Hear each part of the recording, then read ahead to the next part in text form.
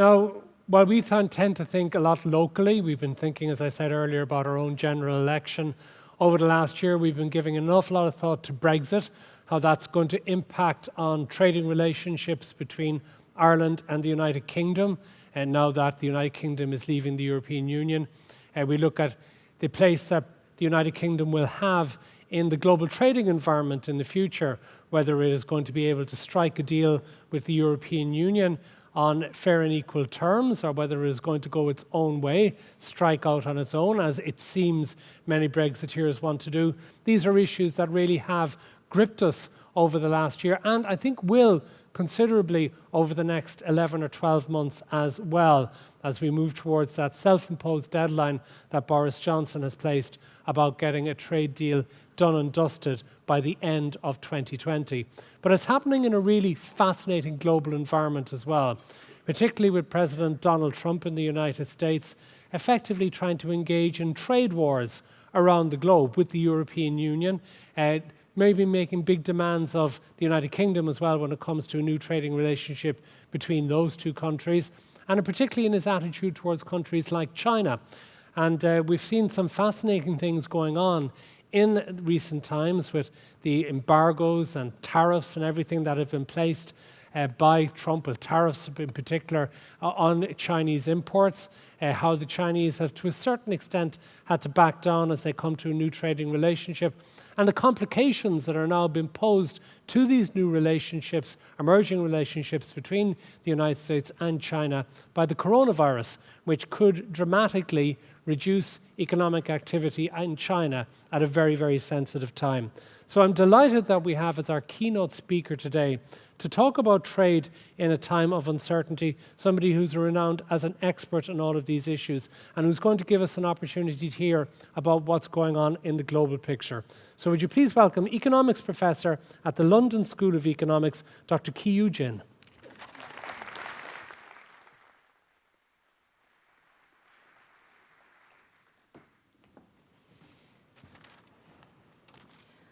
Good morning, ladies and gentlemen. Let me first of all say that I'm very thrilled to be here in Dublin. It's been 10 years, and it's great to see a bustling and thriving city. I think I should also, given Matt's introduction, make a disclaimer that I've just come from London, not Beijing, much less from Wuhan. But I will be talking about China and its place in the world. It's probably fair to say that globalization is under threat.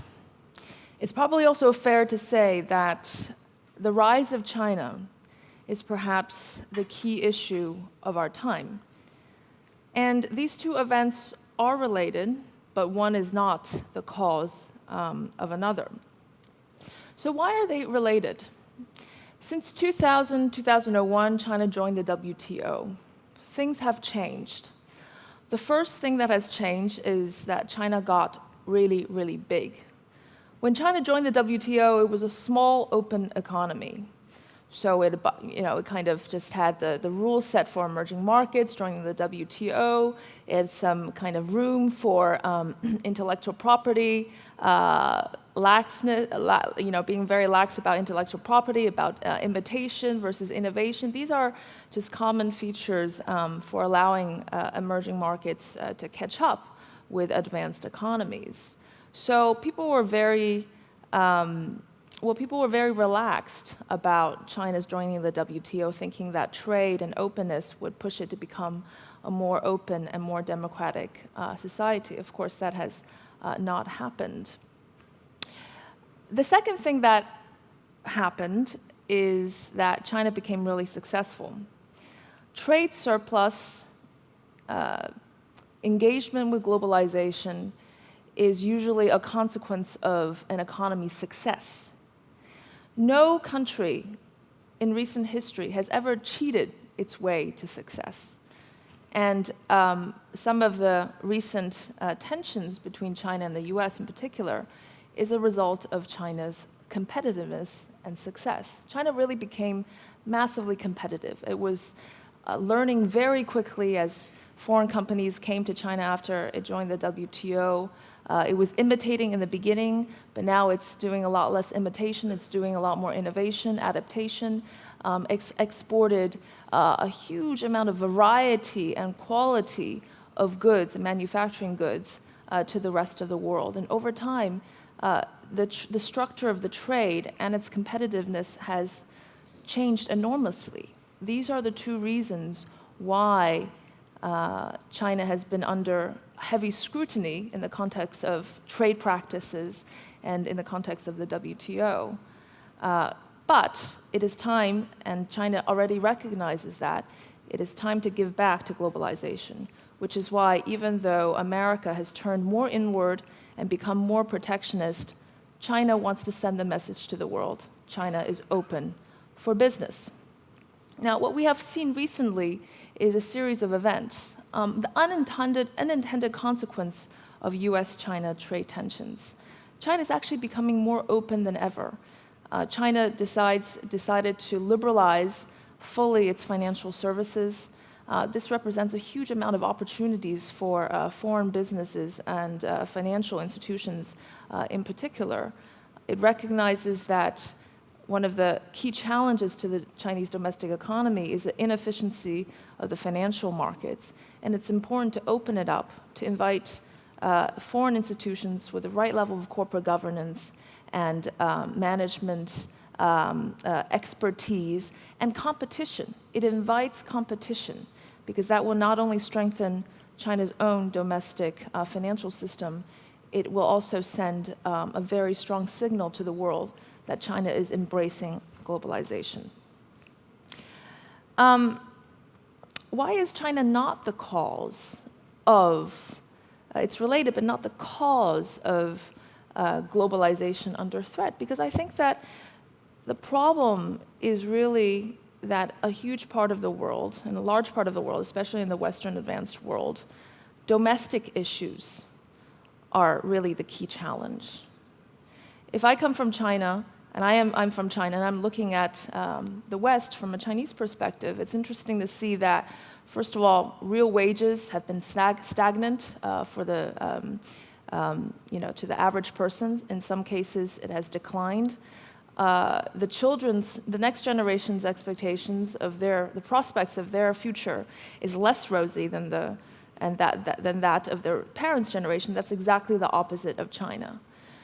Now, workers are not really being taken care of when they're displaced from their jobs, whether it's due to trade or to technology, and we can be sure that everywhere and every sector, robots are being adopted at a very rapid pace. So these are some of the domestic challenges that many of these countries here are facing. And the symptom of that is protectionism or populism or voting for extreme governments. But against this background, let me give you a little bit of perspective about the US and China trade tension.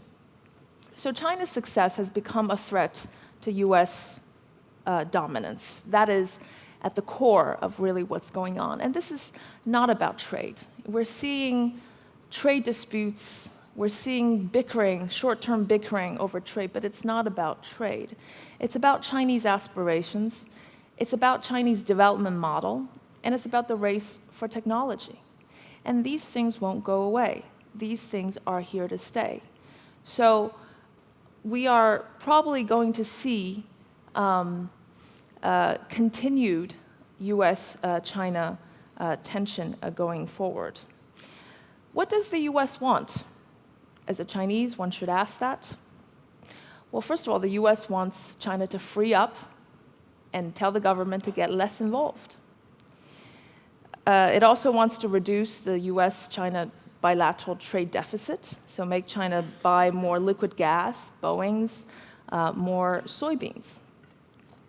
But there are three grand ironies behind this, behind what US wants and the US strategy to attempt to get what it wants. And the first irony is that if the goal is to actually limit China's growth, it's doing exactly the opposite. Now, why do I say that? Because, first of all, China is now saying, now there's really no way out. We have to strive for technological independence. We have to strive for independence in the critical areas of global supply chain. We have to rely on our domestic economy, which means pushing up consumption, reducing the reliance on exports and on investment, and making its own domestic economy the driving force of China's growth. It's pushing China for much more kind of efforts to advance its technology. That's the unintended consequence. So we have seen after the recent year of US aggression that there have been huge outlays of research and development everywhere. Not only state-driven, a lot of it is private-driven. A lot of the technology and fundamental innovation is driven by the Chinese private sector. And also, the lack of political unity to push some of the fundamental reforms that President Xi had laid out since 2013. Now there is a political unity, and there is a common cause to work together to push through some of the most important domestic reforms in China as a response to the US. So it's doing quite the opposite of making China want to be the expert in chip design and semiconductors and things that it really relied on the global supply chain in the past. Now it's striving for its own independence. The second irony is that if what the US wants is to divert trade flows away from manufacturing and away from where China's competitive advantage is, this requires a lot of intrusive policies from the government. And that's exactly what both countries say that China should not do and do less of. The third irony is that if actually China did everything that the US wanted it to do, reduce their state subsidies, reforms, it's actually going to be more successful, and there will be even larger trade surplus against the US.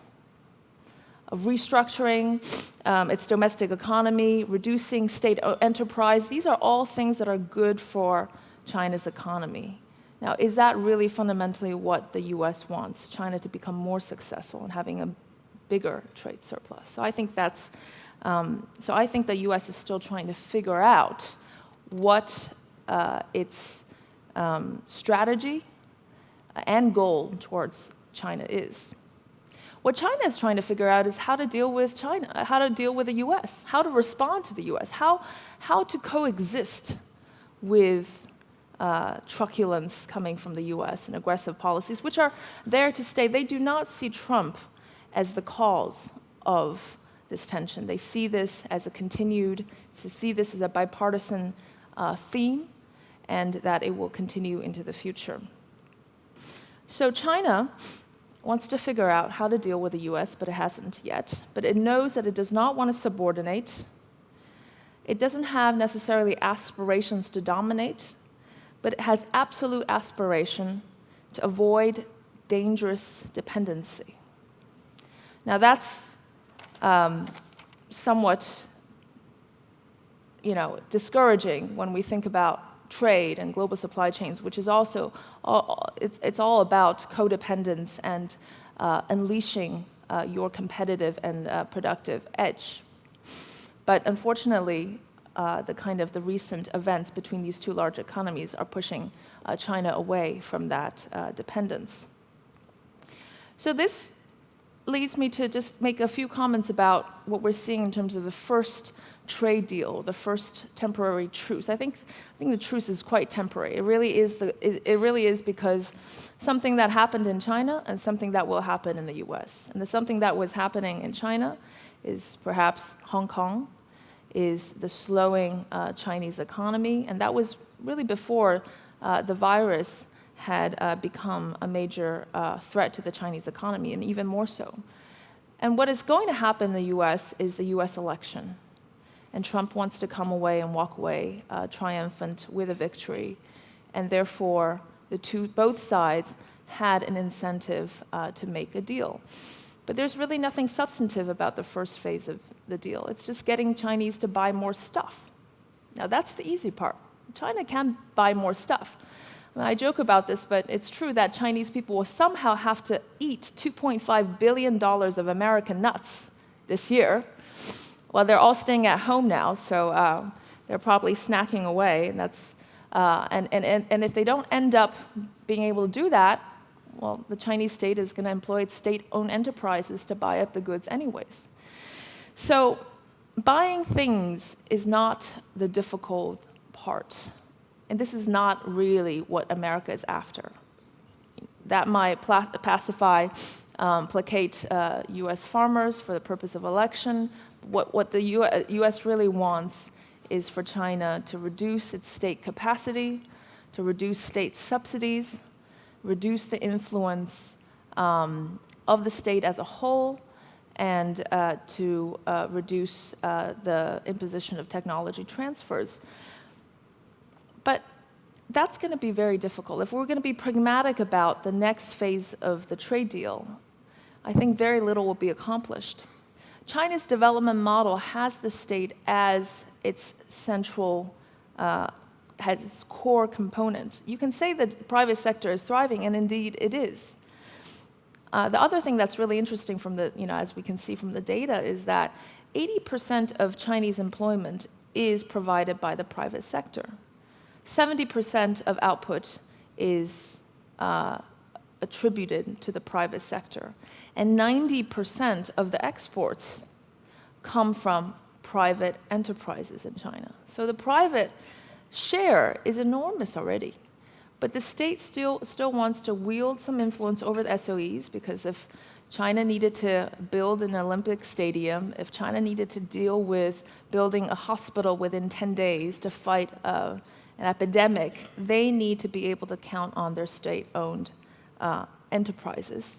And therefore, it is key. And in fact, one major misunderstanding about how the state functions in China is that people see this division between what's private and what's the state, and the state is suppressing the private sector because the private sector will not be able to get enough bank loans, etc.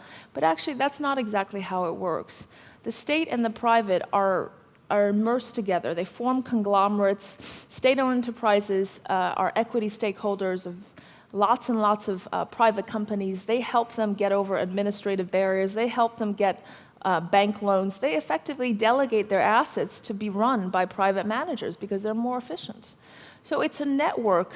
It's a business network where the state is at the center, where the private sector is carrying out some of these commercial activities, but it is by no means characterized as state versus the private, and that's something that is very little understood.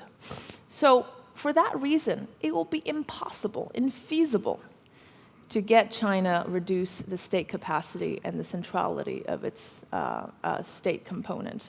So that's why I am not so optimistic about America getting what it wants in the second phase of the trade deal.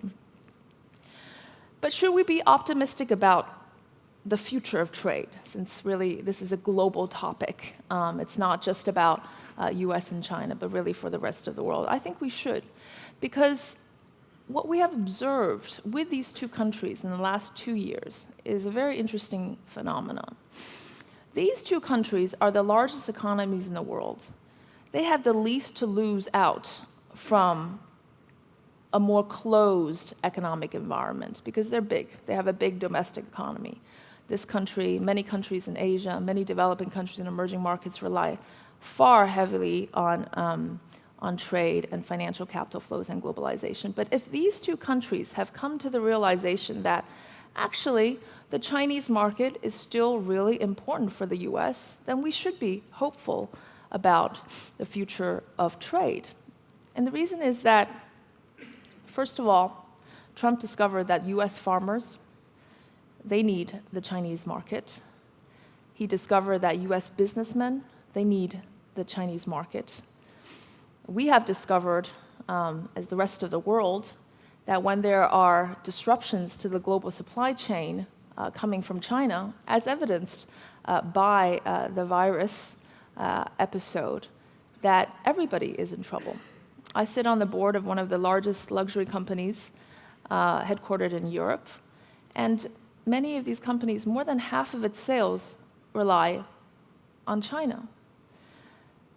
So if all of these things that are happening, that President Trump realizes that the Chinese market is still important for America, and that China is actually also a source of aggregate demand, where much part of this world, aggregate demand is lacking, it is crucial that China still continues to hold up and the Chinese economy continues to thrive. And that would be beneficial for the world. So all of these events have demonstrated that the Chinese market is still important even for the US. And this is why we have seen a truce. This is why we have seen that both parties still want to work together, despite the fact that there is competition, which could be a healthy one, that there's rivalry, even though there's a technology race. I do not see really a total bifurcation of the two countries' technological systems completely. However, let me just lastly say that even though I don't see a total division of the economic landscape and technological landscape into two systems, I do see two spheres of influence. I do see two worldviews. I do see two development models. And it's very interesting that even though in mainstream media, especially in this part of the world, we're hearing a lot about Chinese misbehavior and practices in countries like Africa and developing countries, Belt Road, as grand as it is, the project, there are a number of challenges. However, it's very interesting that according to recent surveys, that's not at all the perception. That perception of China being an aggressive power is not at all the perception coming from the rest of the world. The perception is that they admire China's rapid development, China's innovation capacities, technological progress. It admires the accountability of the government and admires the fact that China is taking care of its own people. This is not at all the mainstream view, as we hear from media here, is not at all representative of the rest of the world. So I do see two spheres of influence with very two worldviews emerging to the fore. So lastly, I think we should be optimistic about the future of trade, but I do see that where protectionism, where populism is most widespread is where there is a lack of political leadership. So the response is that we should talk less, do more, and take care of your own people first and foremost. That's China's lesson as well. And I think that's the best way to protect the future prospects of globalization, from which so many of us, including myself and our country, has benefited. Thank you so much.